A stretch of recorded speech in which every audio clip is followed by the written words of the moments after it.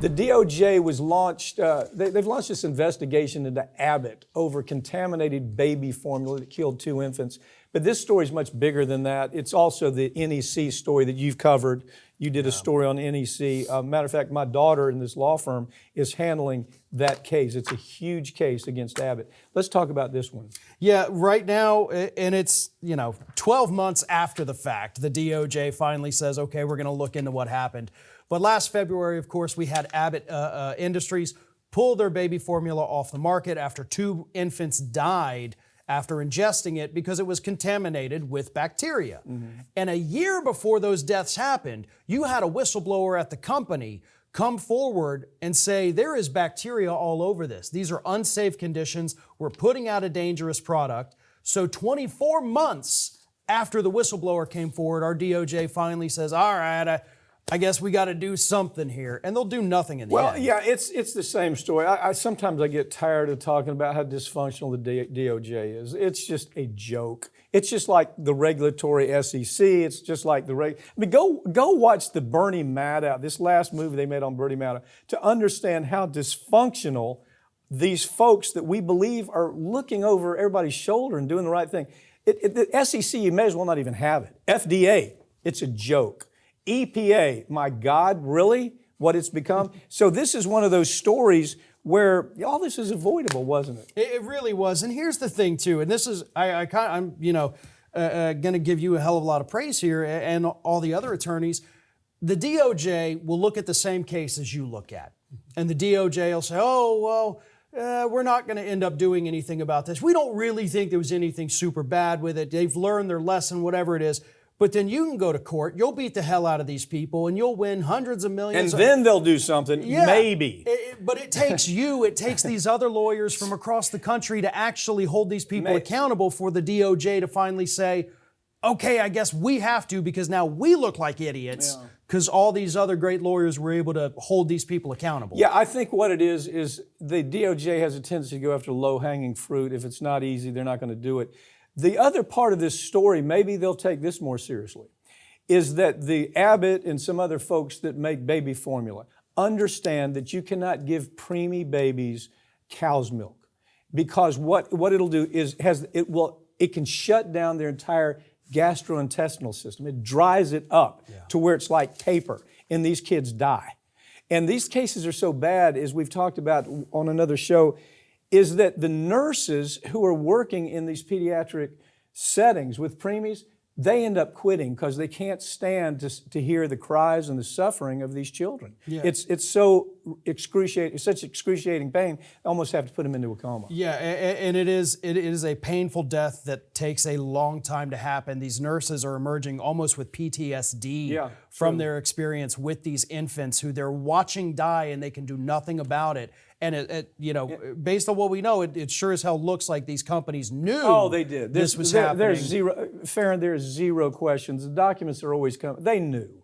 They had every reason. The literature showed them. Epidemiology showed them. Their in-house documents show it. They had every reason to know it. But what they were doing is they were trying to build brand loyalties. Crazy angle. But they understood that if you can build brand loyalty with a formula at a very young age, that goes on for about 6 or 7 years with the baby foods that you sell. And that's what this was about. So they were telling these nurses, give them this stuff. The nurses saying, I don't want to.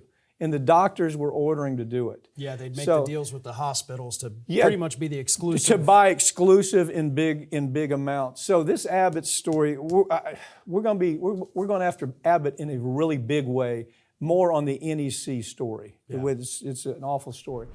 Cities in Puerto Rico have filed a major racketeering lawsuit against fossil fuel companies for covering up the dangers of climate change.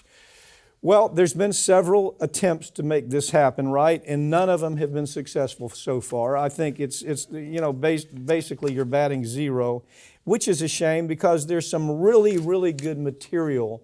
It's worth it to read the lawsuit and understand how much these, Exxon, for example, that they absolutely knew 50 years ago what was coming, right? Yeah, absolutely. The documents go back to definitely the 70s. There's actually a couple from the 50s where they said, wait a minute now, we think this is messing up. There's newspaper reports from the 1910s, I think 1918, where, hey, the burning of coal seems to be changing the climate. So over 100 years ago, even the media was still talking about climate change.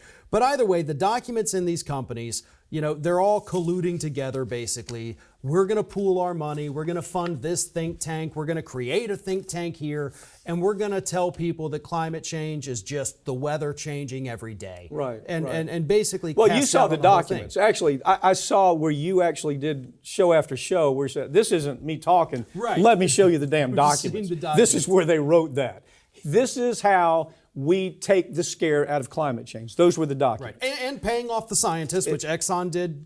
What they call key opinion leaders talk about Yeah, it. they would offer, and there's even a database now where they can go and just find a list of who can sign their name on what. But they would offer scientists tens of thousands of dollars. They had the report already written saying climate change is fake, oil is great, just saying, hey, scientists, you're reputable. Put your signature on this. We'll give you $25,000. And they did it. Harvard, Yale, Princeton, Duke, you name it. There was always some blood-sucking bottom feeder scientist or doctor or whatever that was willing to say, yeah, I'll sign off on that. They didn't even write it most of the time. The Right. industry, Exxon would write the article. They would say why climate change isn't real. Doc, you mind, we're going to give you $50,000 to sign off. No problem.